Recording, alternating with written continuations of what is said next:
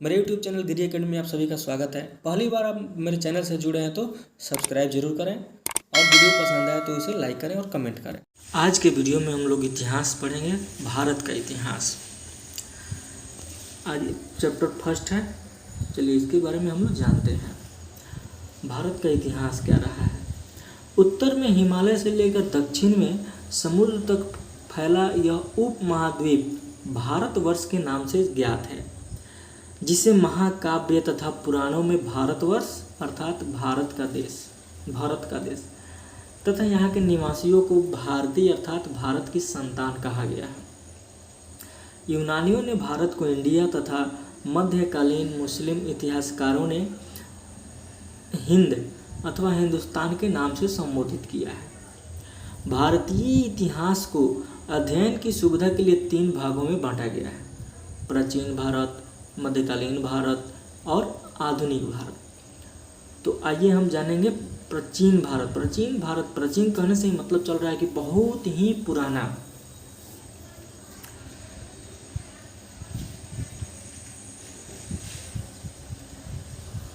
प्राचीन भारत के बारे में हम लोग जानते हैं। प्राचीन भारतीय इतिहास का स्रोत यानी प्राचीन भारत के बारे में जो इतिहास हमको जानकारी है वो कहाँ से प्राप्त है हमें। प्राचीन भारतीय इतिहास के विषय में जानकारी मुख्यतः 4 स्रोतों से प्राप्त होती है। पहला धर्म ग्रंथ, दूसरा ऐतिहासिक ग्रंथ, तीसरा विदेशियों का विवरण, जैसे विदेश के लोग, चाइना के फाहियान थे, कहीं कहीं से लोग आए हुए थे पढ़ने के लिए, वो लोग जो जाके वहाँ लिखे उस किताब, उससे हमको पता चलता है, वो हो गया विदेशियों का विवरण। अब पुरातत्व संबंधी साक्ष्य, जैसे जो खुदाई में जो हम लोग को साक्ष्य मिला है, जो सभ्यता की खुदाई में, उससे पता चलता है हमारा इतिहास। ठीक है, तो प्राचीन भारत के 4 स्रोत हो गए पता करने के। धर्म ग्रंथ एवं ऐतिहासिक ग्रंथ से मिलने वाली महत्वपूर्ण जानकारियाँ। देखिए, भारत का सर्वप्राचीन धर्म ग्रंथ वेद है।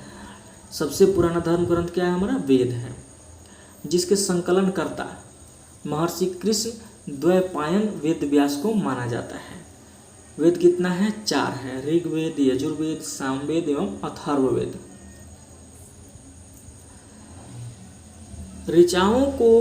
ऋचाओं के क्रमबद्ध ज्ञान के संग्रह को ऋग्वेद कहते हैं। ऋग्वेद किसको कहा जाता है? ऋचाओं के क्रमबद्ध ज्ञान के संग्रह को। इसमें 10 मंडल है। ऋग्वेद में 10 मंडल है, 1028 सूक्त है, वाल्खिल्य पाठ के 11 सूक्तों सहित एवं 10,462 ऋचाएँ हैं। इस वेद की ऋचाओं को पढ़ने वाले ऋषि को होत्री कहते हैं। जो लोग इस वेद में लिखे ऋचा को पढ़ते हैं उसको होत्री कहते हैं। इस वेद से आर्य के राजनीतिक प्रणाली एवं इतिहास के बारे में जानकारी मिलती है। जो आर्य थे उनकी राजनीतिक प्रणाली कैसी थी, उनका इतिहास क्या था, इसी वेद में उनको मिलता है। विश्वामित्र द्वारा रचित ऋग्वेद के 3 मंडल में सूर्य देवता सावित्री को समर्पित प्रसिद्ध गायत्री मंत्र है। इसके 9वें मंडल में देवता सोम का उल्लेख है। जो देवता सोम है उनका उल्लेख 9वें मंडल में है। और गायत्री, सूर्य देवता गायत्री सावित्री को जो समर्पित प्रसिद्ध गायत्री मंत्र है जो ओम भूर्भुवः स्वः तत्सवितुर्वरेण्यं भर्गो देवस्य धीमहि धियो यो नः प्रचोदयात्।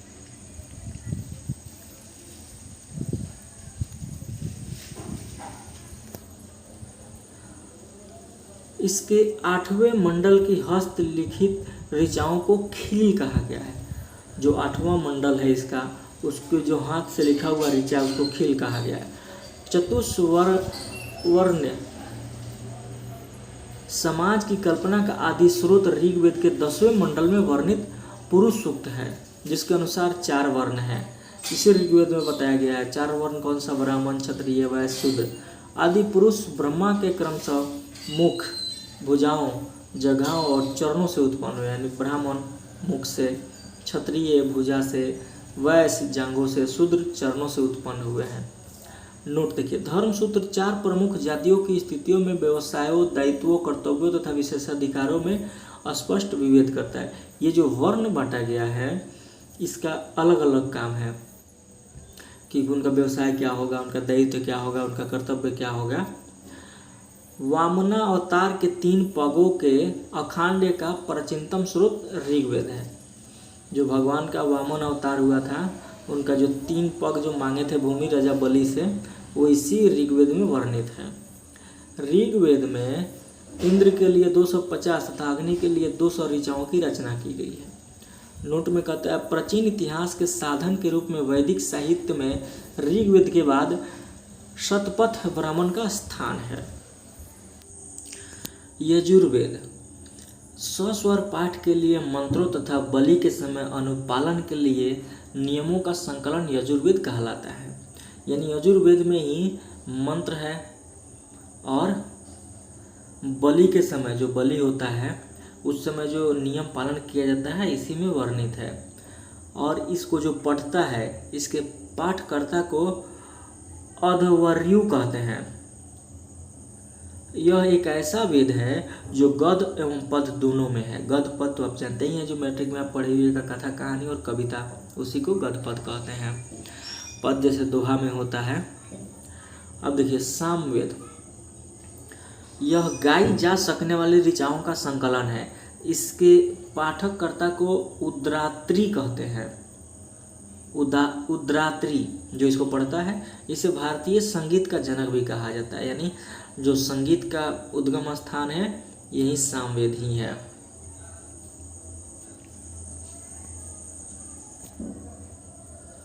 अब देखते हैं अथर्ववेद।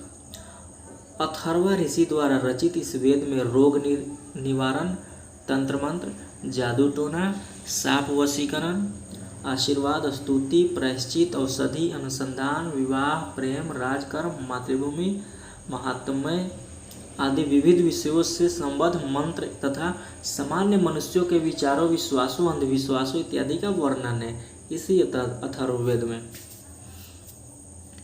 इसमें सभा एवं समिति को प्रजापति की 2 पुत्रियां कहा गया है। सभा और समिति ये कौन थी? प्रजापुत्री की 2 पुत्रियां थी। सबसे प्राचीन वेद ऋग्वेद तथा सबसे बाद का वेद अथर्ववेद है। वेदों को भली भांति समझने के लिए 6 वेदांगों की रचना की गई है। वेदांग कितने हैं? 6। ये है शिक्षा, ज्योतिष, कल्प, व्याकरण, निरुक्त तथा छंद। यह है वेदांग। इसको इसलिए लिखा गया ताकि वेदों को बढ़िया से समझा जा सके। भारतीय ऐतिहासिक कथाओं का सबसे अच्छा क्रमबद्ध विवरण पुराणों में मिलता है। इसके रचयिता लोमहर्ष अथवा इनके पुत्र उग्रश्रवा माने जाते हैं। इनकी संख्या 18 है, जिनमें से केवल 5 मत्स्य, वायु, विष्णु, ब्राह्मण एवं भागवत में ही राजाओं की वंशावली पाई गई है। ये 18 पुराण होते हैं, जिसमें से मेन 5 है जिसमें राजाओं की वंशावली का वर्णन पाया गया है। विष्णु पुराण, मत्स्य पुराण, वायु पुराण, मौर्य वंश, आंध्र इससे संबंधित वंश है। जैसे विष्णु पुराण में मौर्य वंश, विष्णु पुराण में मौर्य वंश का वर्णन है। मत्स्य पुराण में आंध्र सातवाहन वंश का वर्णन है। वायु पुराण में गुप्त वंश का वर्णन है। देखिए पुराणों में मत्स्य पुराण सबसे प्राचीन एवं प्रमाणिक है। अधिकतर पुराण सरल संस्कृत श्लोक में लिखे गए हैं। स्त्रियां तथा शूद्र जिन्हें वेद पढ़ने की अनुमति नहीं थी, वे भी पुराण सुन सकते थे। पुराणों का पाठ पुजारी मंदिरों में किया करते थे। स्मृति ग्रंथों में सबसे प्राचीन एवं प्रमाणिक मनुस्मृति मानी जाती है। यह शुंग काल का मानक ग्रंथ है। नारद मनुस्मृति गुप्त युग के विषय में जानकारी प्रदान करता है।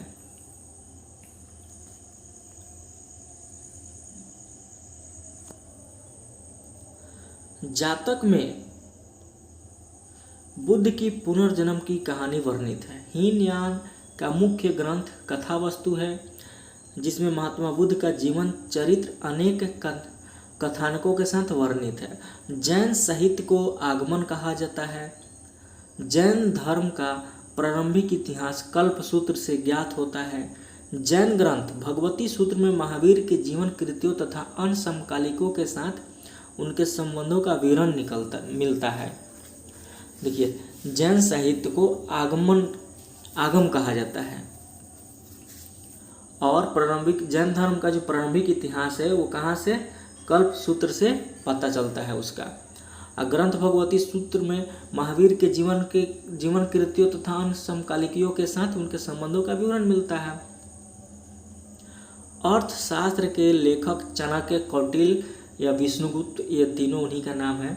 यह 15 अधिकारों एवं 180 प्रकरणों में विभाजित है।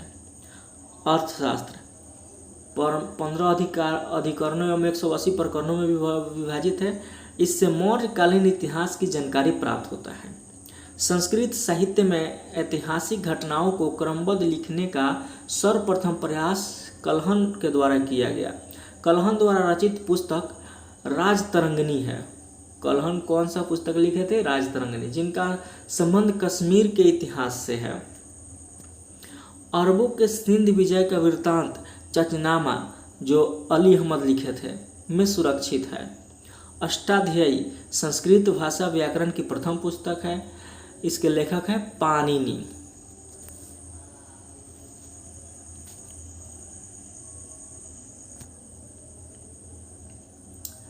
इसमें मौर्य के पहले इतिहास तथा मौर्य युगीन राजनीतिक अवस्था की जानकारी प्राप्त होती है। कल्याण की गार्गी संहिता, ये कल्याण जो गार्गी संहिता लिखे थे, एक ज्योतिष ग्रंथ है। फिर भी इसमें भारत पर होने वाले यमन आक्रमण का उल्लेख मिलता है। पतंजलि पुष्यमित्र शुंग के पुरोहित थे। ये पतंजलि पुष्यमित्र शुंग के पुरोहित थे। इनके महाभाष्य से शुंगों के इतिहास का पता चलता है। अब देखिए, तो धर्म ग्रंथों से हमको भारत की जानकारी मिली। अब विदेशी यात्रियों से मिलने वाली प्रमुख जानकारियाँ, जो विदेशी यात्री जो भारत में आए, यहाँ देखे जाने और अपने देश जाके जो किताब लिखे, उससे हमारा इतिहास पता चलता है। यूनानी रोमन लेखक टैसियस, यह ईरान का राज्यवैद था। भारत के संबंध में इसका विवरण आश्चर्यजनक कहानियों से परिपूर्ण होने के कारण अविश्वसनीय है। ऐसा कहानी लिख दिया जो बहुत ही ज़्यादा आश्चर्यजनक है और वो विश्वास के लायक नहीं है। उसके बाद हेरोडोटस, इसी इतिहास का पिता भी कहा जाता है। इतिहास का पिता हेरोडोटस को कहा जाता है। इसने अपनी पुस्तक हिस्टोरिका में 5वीं शताब्दी ईसा पूर्व के भारत फारस के संबंध का वर्णन किया, परंतु इसका विवरण अनुश्रुतियों एवं अफवाहों पर आधारित है। सिकंदर के साथ आने वाले लेखकों में निर्याकस, अनेसिक्रटस तथा असिटोबुलस के विवरण अधिक प्रमाणिक एवं विश्वसनीय है। जो सिकंदर के साथ आए थे लेखक लोग, उनमें से ये लोग निर्याकस, अनेसिक्रटस, असिटोबुलस के विवरण अधिक प्रमाणिक एवं विश्वसनीय है। एक मेगास्थनीज थे। यह सेल्यूकस निकेटर का राजदूत था, जो चंद्रगुप्त मौर्य के राज दरबार में आया था। इसने अपनी पुस्तक इंडिका में मौर्य युगीन समाज एवं संस्कृति के विषय में लिखा है। फिर उसके बाद डाइमेकस, यह सीरिया के नरेश आंतियोकस का राजदूत था, जो बिंदुसार के राज दरबार में आया था। इसका विवरण भी मौर्य युग से संबंधित है। उसके बाद डायोनीसियस, यह मिस्र नरेश टॉलमी फिलेडेल्फस का राजदूत था, जो अशोक के राज दरबार में आया था। यह भी अपना कुछ लिखा है जिससे हमारे भारत के बारे में पता चलता है। टॉलमी इसने 2री शताब्दी में भारत का भूगोल नामक पुस्तक लिखी। प्लिनी, इसने प्रथम शताब्दी में नेचुरल हिस्ट्री नामक पुस्तक लिखी। इसमें भारतीय पशुओं, पेड़ पौधों, खनिज पदार्थों के आदि के बारे में विवरण मिलता है।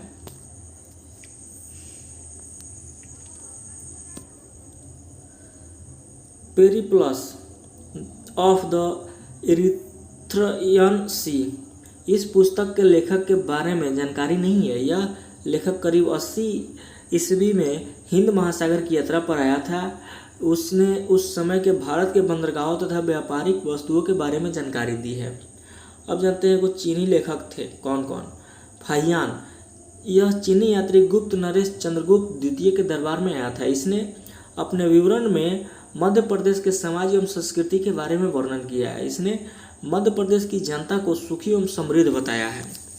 फिर एक और थे संयुगन यह 518 ईस्वी में भारत आया। इसने अपने 3 वर्षों की यात्रा में बौद्ध धर्म की प्राप्तियां एकत्रित की। हुएनसांग यह हर्षवर्धन के शासनकाल में भारत आया। हुएनसांग 629 ईस्वी में चीन से भारतवर्ष के लिए प्रस्थान किया और लगभग 1 वर्ष की यात्रा के बाद सर्वप्रथम वह भारतीय राज्य कपिसा पहुंचा। भारत में 15 वर्षों तक ठहरकर 645 ईस्वी में चीन लौट गया। बिहार में नालंदा जिला स्थित नालंदा विश्वविद्यालय में अध्ययन करने तथा भारत से बौद्ध ग्रंथों को एकत्रित कर ले जाने के लिए आया था। इसका भ्रमण वृत्तांत सीयू की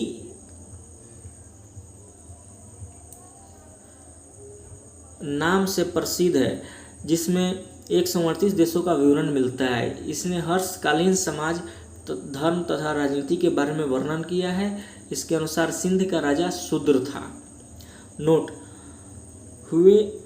हुएनसांग के अध्ययन के समय नालंदा विश्वविद्यालय के कुलपति आचार्य शिलभद्र थे।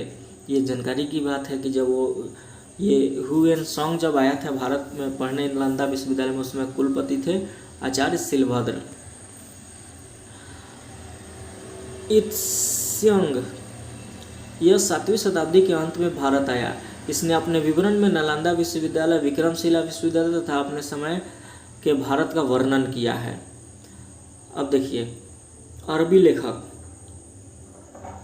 लेखक अल बरूनी यह महमूद गजनवी के साथ भारत आया था। अरबी में लिखी गई उसकी कृति किताबुल हिंद या तहकीक-ए-हिंद भारत की खोज आज भी इतिहासकारों के लिए एक महत्वपूर्ण स्रोत है। इसमें राजपूत कालीन समाज, धर्म, रीति रिवाज, राजनीति आदि पर सुंदर प्रकाश डाला गया है।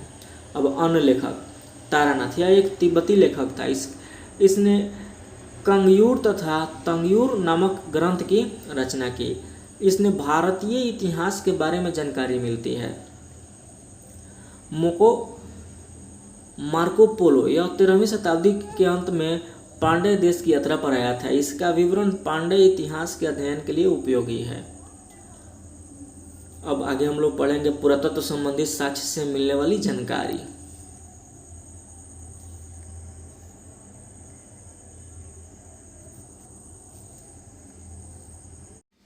चौदह सौ ईसा पूर्व के अभिलेख बोगाज कोई एशिया माइनर के से वैदिक देवता मित्र, वरुण, इंद्र और नास्ते अश्विनी कुमार के नाम मिलते हैं। जो 1400 ईस्वी पूर्व में अभिलेख पाया गया है, उस समय का जो अभिलेख है उसके में एक है जो बोगाज कोई। इस अभिलेख में वैदिक देवता मित्र, वरुण, इंद्र और नास्ते का नाम मिलता है। आइए अभिलेख थोड़ा हम जान लेते हैं कि कौन कौन सा है।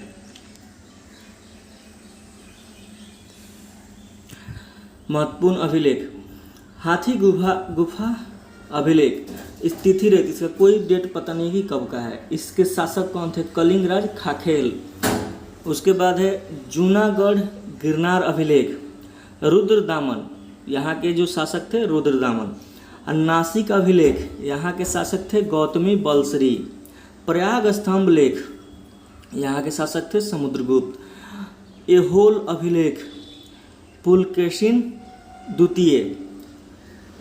मंदसौर अभिलेख, मालवा नरेश यशोधर्मन। ग्वालियर अभिलेख, प्रतिहार नरेश भोज। भीतरी एवं जूनागढ़ अभिलेख स्कंदगुप्त। देवपड़ा अभिलेख, बंगाल शासक विजय सेन। तो देखते और जानते हैं कि कब क्या हुआ था। मध्य भारत में भगवत धर्म विकसित होने का प्रमाण यमनदूत होलियोडोरस के वेशनगर विदिशा गरुड़ स्तंभ लेख से प्राप्त होता है। यानी जो भागवत धर्म जब विकसित हो रहा था उसका प्रमाण हमको मिलता है यमन राजदूत होलियोडोरस के वेशनगर विदिशा गरुड़ स्तंभ से। सर्वप्रथम भारतवर्ष का जिक्र गुम्फा अभिलेख में है। भारतवर्ष का जिक्र कौन सा अभिलेख में है? हाथी गुम्फा, ये वाला। सर्वप्रथम दुर्भिक्ष का जानकारी देने वाला अभिलेख सौगौरा अभिलेख है, यानी दुर्भिक्ष की जानकारी देने वाला सबसे पहला कौन सा अभिलेख है? सौगौरा अभिलेख। सर्वप्रथम भारत पर होने वाले हुन आक्रमण की जानकारी भीतरी स्तंभ लेख से प्राप्त होता है। ये वाला जूनागढ़ भीतरी, इसी अभिलेख में पता है कि कब सबसे पहले मतलब हुन का आक्रमण हुआ था। सती प्रथा का पहला लिखित साक्ष्य एरन अभिलेख शासक भानुगुप्त से प्राप्त होता है। इसी अभिलेख में सती प्रथा का वर्णन है, जो राजा राम मोहन राय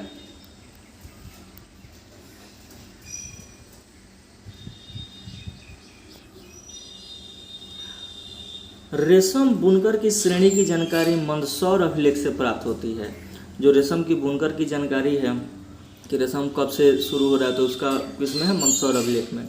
नोट, अभिलेखों का अध्ययन एपिग्राफी कहलाता है। जो लोग भी अभिलेखों का अध्ययन करते हैं उसको एपिग्राफी कहते हैं। कश्मीरी नवपाषाणिक पुरास्थल बुर्ज होम से गर्तावास गड्ढा घर का साक्ष्य मिला है। इनमें उतरने के लिए सीढ़ियाँ होती थी। प्राचीनतम सिक्कों को आहूत सिक्के कहा जाता है। इसी को साहित्य में कशार्पण कहा गया है। सर्वप्रथम सिक्कों पर लेख लिखने का कार्य यवन शासकों ने किया।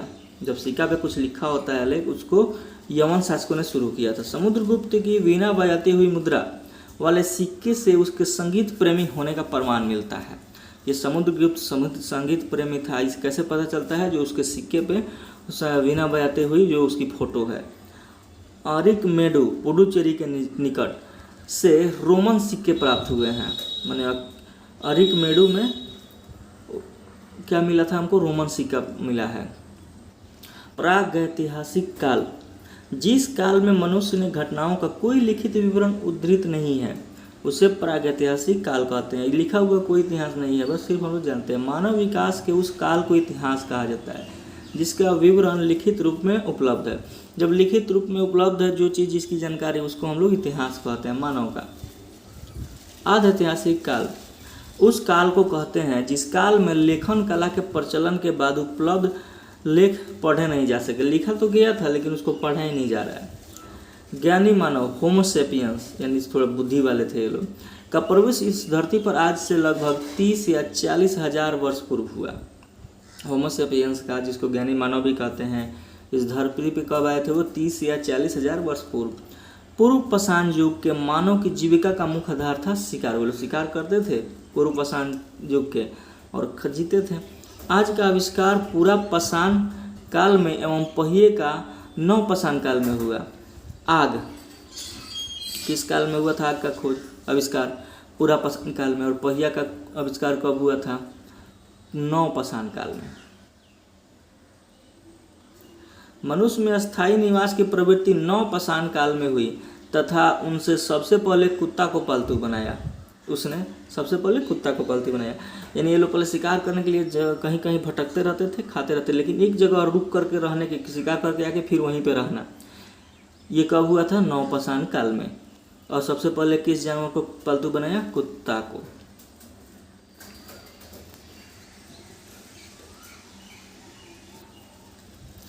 मनुष्य ने सर्वप्रथम तांबा धातु का प्रयोग किया तथा उसके द्वारा बनाया जाने वाला प्रथम औजार कुल्हाड़ी कहाँ प्राप्त किया था? प्राप्त हुआ है हम लोगों को अतिरम पक्कम, यहाँ पे मिला था। कौन सा कुल्हाड़ी? तांबा का था। सबसे पहला औजार कौन सा बना था? कुल्हाड़ी। किस धातु का सबसे पहले प्रयोग किया मानव ने? तांबे का। कृषि का आविष्कार नव पाषाण काल में हुआ। प्रागैतिहासिक अन्न उत्पादक स्थल मेहरगढ़ पश्चिमी बलूचिस्तान में अवस्थित है, जो पाकिस्तान में अभी है। यह कृषि के लिए अपनाई गई सबसे प्राचीन फसल गेहूं एवं जौ थी। पल्लावरम नामक स्थान पर प्रथम भारतीय पूरा पाषाण कलाकृति की खोज हुई है। ये पल्लावरम नामक एक जगह है जहाँ पे प्रथम भारतीय पूरा पाषाण कलाकृति, जो उस समय की मूर्ति का कुछ भी बनाया हुआ चीज़, हथियार, औजार, बर्तन, यहीं पे मिला है। भारत में पूर्व प्रस्तर युग के अधिकांश औजार स्फटिक यानी पत्थर के बने थे। भारत का सबसे प्राचीन नगर मोहनजोदड़ो था। सबसे पुराना नगर भारत का कौन सा? मोहनजोदड़ो। सिंधी भाषा में जिसका अर्थ है मृतकों का टीला। इस मोहनजोदड़ो का सिंधी भाषा में कौन सा मतलब होता है? मृतकों का टीला। आइए अब जानते हैं सिंधु घाटी की सभ्यता। रेडियो कार्बन सी जैसी नवीन विश्लेषण पद्धति के द्वारा सिंधु सभ्यता की सर्वमान्य तिथि 2350 ईस्वी पूर्व से 1750 ईस्वी पूर्व मानी गई। कार्बन डेटिंग आप लोग तो जानते ही हैं, जिससे किसी भी चीज़ के समय का पता लगाया जाता है कि कितना पुराना है। सिंधु सभ्यता की खोज राय बहादुर दयाराम साहनी ने की। सिंधु सभ्यता की खोज किसने की थी? राय बहादुर दयाराम साहनी ने। सिंधु सभ्यता को प्रागैतिहासिक अथवा कांस्य युग में रखा जा सकता है। इस सभ्यता के मुख्य निवासी द्रविड़ या भूमध्य सागरीय थे। जो इस सभ्यता के रहने वाले थे उनको क्या कहा गया? द्रविड़ कहा गया या भूमध्य सागरीय कहा गया। सिंधु सभ्यता के सर्वाधिक पश्चिमी पूरा स्थल सुतका गेंडोर, जो अभी बलूचिस्तान में है, जो पाकिस्तान में है। पूर्वी पूरा स्थल आलमगीरपुर, जिला मेरठ, उत्तर प्रदेश में है, ये जो अपने हिंदुस्तान का एक क्षेत्र है। उत्तरी पूरा स्थल मांदा, जिला अखनूर, जम्मू कश्मीर, तथा दक्षिणी पूरा स्थल दाइमाबाद, जिला अहमदनगर, महाराष्ट्र में है ये। सिंधु सभ्यता या सैंधव सभ्यता नगरीय सभ्यता थी। सिंधु सभ्यता नगरीय सभ्यता थी। सैंधव सभ्यता से प्राप्त परिपक्व अवस्था वाले स्थलों में केवल 6 को ही बड़े नगरों की संज्ञा दी गई है, जैसे मोहनजोदड़ो, हड़प्पा, गनवारीवाल, धौलावीरा, राखीगढ़ी एवं कालीबंगन। यही है 6 ठो जो बड़ा शहर के रूप में जाना गया है, श्रेणी में रखा गया। स्वतंत्रता प्राप्ति पश्चात हड़प्पा संस्कृति के सर्वाधिक स्थल गुजरात में खोजे गए हैं।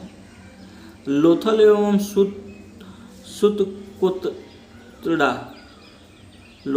सुतकोतदा सिंधु सभ्यता का बंदरगाह था।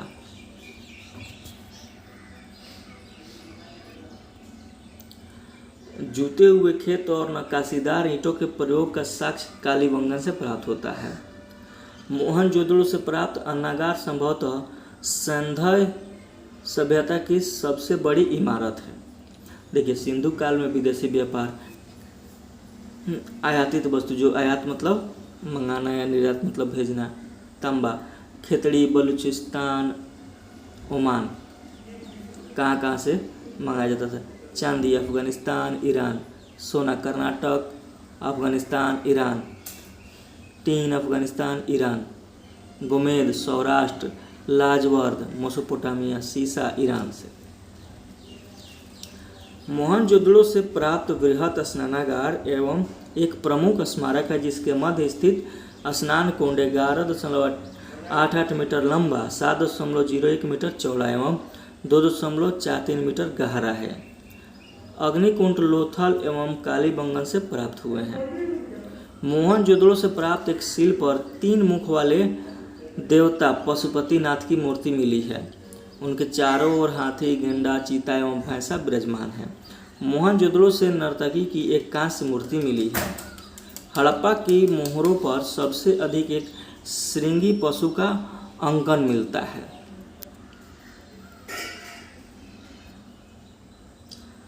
मनके बनाने के कारखाने लोथल एवं चन्हुदड़ो से मिले हैं। सिंधु सभ्यता की लिपि बहुत चित्रात्मक है।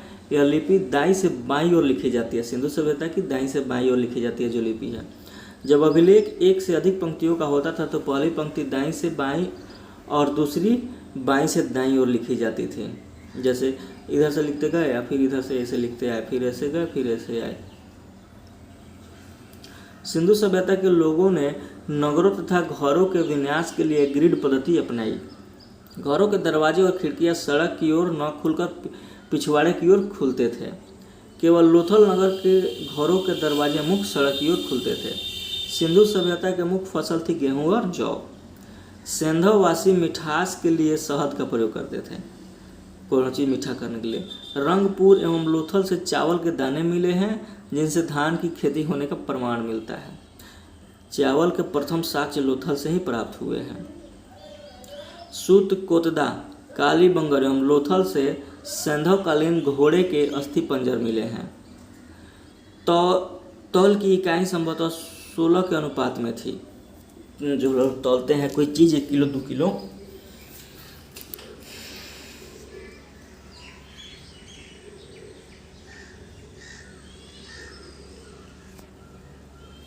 सैंधव सभ्यता के लोग यातायात के लिए 2 पहियों एवं 4 पहियों वाली बैलगाड़ी का भैंस गाड़ी का उपयोग करते थे। मेसोपोटामिया के अभिलेखों में वर्णित मेलुहा शब्द का अभिप्राय सिंधु सभ्यता से ही है। संभवतः हड़प्पा संस्कृति का शासन वर्णिक वर्ग के हाथों में था।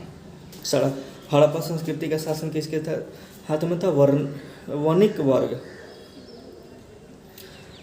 पिगट ने हड़प्पा एवं मोहनजोदड़ो को एक विस्तृत साम्राज्य की जुड़वा राजधानी कहा है। पिगट ने हड़प्पा एवं मोहनजोदड़ो को एक विस्तृत साम्राज्य की जुड़वा राजधानी कहा। किसने? पिगट ने।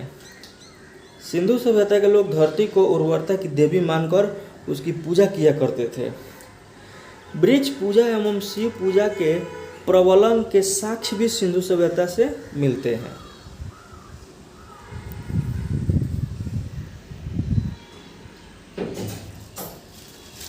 स्वास्तिक चिन्ह संभवतः हड़प्पा सभ्यता की देन है। जो हम लोग स्वास्तिक घर पे बनाते हैं, शुभ लाभ लिखते हैं, इस चिन्ह से सूर्योपासना का अनुमान लगाया जाता है। सिंधु घाटी के नगरों में किसी भी मंदिर के अवशेष नहीं मिले हैं।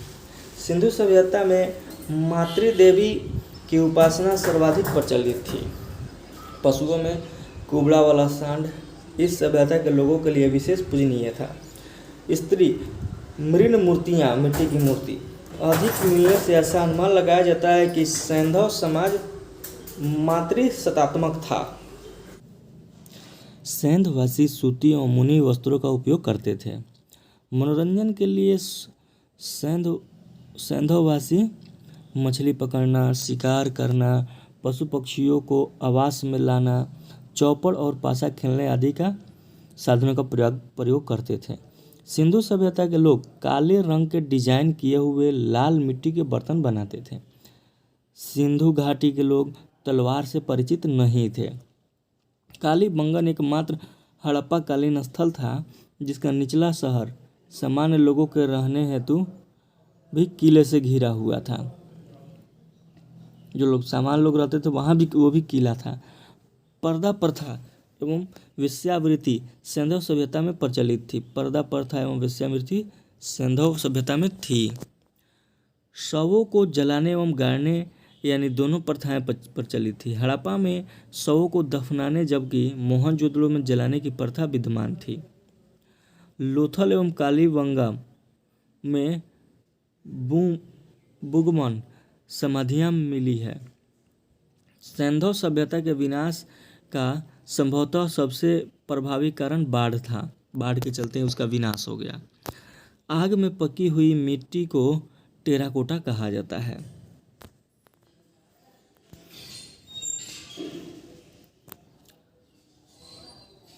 अब देखिए, सैंधव सभ्यता के प्रमुख स्थल नदी, उत्खननकर्ता एवं वर्तमान स्थिति। देखिए, स्थल है, नदी है, उत्खननकर्ता कौन खोले थे उसको, वर्ष, स्थिति। हड़प्पा रावी नदी के किनारे है और कौन दयाराम साहनी एवं माधव स्वरूप वत्स ये 2 आदमी मिलकर 1921 में खुदाई किए थे। और ये कहाँ पे है? पाकिस्तान का मोंटगोमरी जिला। दूसरा का मोहनजोदड़ो, ये सिंधु नदी के किनारे। रखाल दास बनर्जी 1922 में इसको खोदे थे। पाकिस्तान के सिंध प्रांत का लड़काना जिला में है।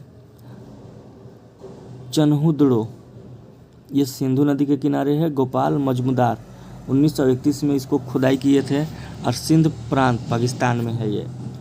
कालीबंगन घगर नदी के किनारे। बीबी लाल एवं बीके थापर ने इसकी खुदाई की 1953 में। ये राजस्थान का हनुमानगढ़ जिला। कोट दीजी सिंधु नदी के किनारे है। फजल अहमद 1953 में खोदे थे इसको। सिंध प्रांत का खैरपुर स्थान है ये। रंगपुर मादर नदी के किनारे है। रंगनाथ राव 1953-54 में खुदाई किए थे, जो गुजरात का काठीवाड़ा जिला में है। रोपड़, ये सतलज नदी के किनारे है। यज्ञदत्त शर्मा इसकी खुदाई किए थे। 1953 से 1956 के बीच खुदाई किए थे इसका। पंजाब का रोपड़ जिला में है ये। और लोथल, ये भोगवा नदी के किनारे है। रंगनाथ राव 1955 से लेकर 1962 तक इसका खुदाई किए थे। ये गुजरात का अहमदाबाद जिला है। आलमगीरपुर ये हिंडन नदी है। यज्ञदत्त शर्मा यहीं जो रोपड़ वाले थे 1958 में इसका खुदाई किए। उत्तर प्रदेश का मेरठ जिला में है इसका। सुतका गेडोर ये दास्क नदी के किनारे है। ऑरेंज स्टाइल जॉर्ज डेल्स इन लोगों ने मिलकर इसकी खुदाई की थी 1927 और 1962 में। पाकिस्तान के मकरान में समुद्र तट के किनारे है। बनमाली रंगोई नदी के किनारे है। रविंद्र सिंह बिष्ट इसकी खुदाई करने वाले थे 1974 में किए थे। यह हरियाणा का हिसार जिला में है। धौलावीरा इसकी नदी की पता नहीं है। रविंद्र सिंह बिष्ट इसकी खुदाई किए थे 1990 से 91 में। ये गुजरात के कच्छ जिला में है। तो अभी जो हम लोग जाने ये था सैंधव सभ्यता का प्रमुख स्थल, नदी, उत्खननकर्ता एवं वर्तमान स्थिति। ठीक है।